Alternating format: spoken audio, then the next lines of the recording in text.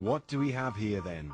A super fight between two of the modern era's very best, or a little enlarged mismatch that will ultimately do boxing no favours? When the Oscar De La Hoya versus Manny Pacquiao matchup at welterweight was announced, many poured scorn all over it, and when you consider Pac-Man began as a flyweight and spent much of his career in and around the featherweight division, then compared to De La Hoya, who has been at light middleweight or above for the last 7 years, then that scorn can certainly be understood.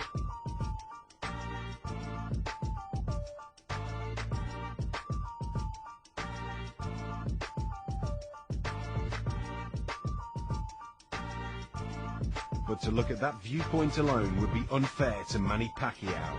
He is a wonderfully aggressive, fan-pleasing fighting machine equipped to give the Golden Boy a whole world of grief. He has risen through the lower weight successfully after beating greats like Marco Antonio Barrera, Eric Morales and Juan Manuel Marquez. Earlier this year he moved to lightweight and had little trouble dismantling a thoroughly overmatched David Diaz to capture the WBC title, his 5th world belt.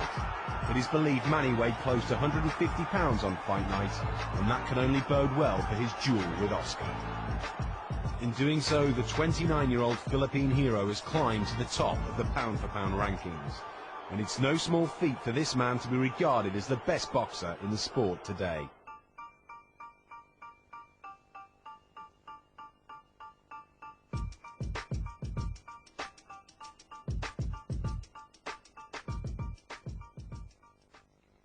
But Manny has not encountered a challenge quite like this one, and on paper at least, it would seem all the advantages lie with Oscar De La Hoya.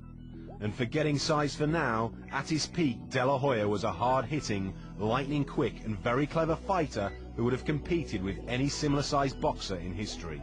And though he's certainly slipped, the 35-year-old remains a fearsome force to be reckoned with. A right cross followed by a sensational left hook, and so much for the notion that De La Hoya didn't have the power to knock that organ out. That was a perfect stop. He was bored with that left hook handle. It came right out of the ring. De La Hoya has struggled with slick counterpunches a la Shane Mosley and Floyd Mayweather Jr. He had to go looking for those two and came up just a little short.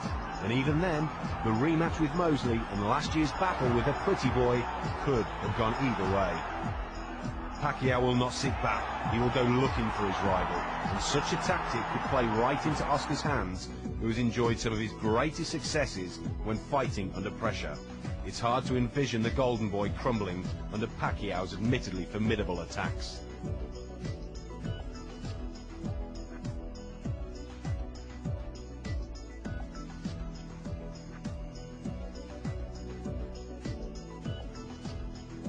You have to take the size factor into it. De La Hoya is clearly the bigger man, no matter what the scales say on December the 6th.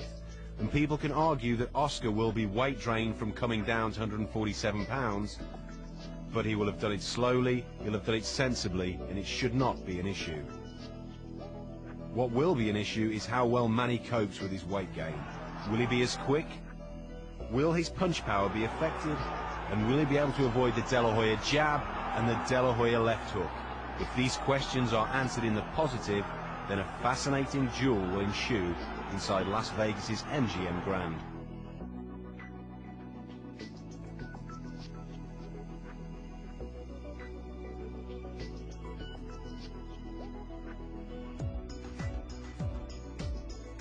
So back to the original question, super fight or mismatch? The truth is likely to be neither, and as long as it falls somewhere in between, boxing and its fans should be in for a treat.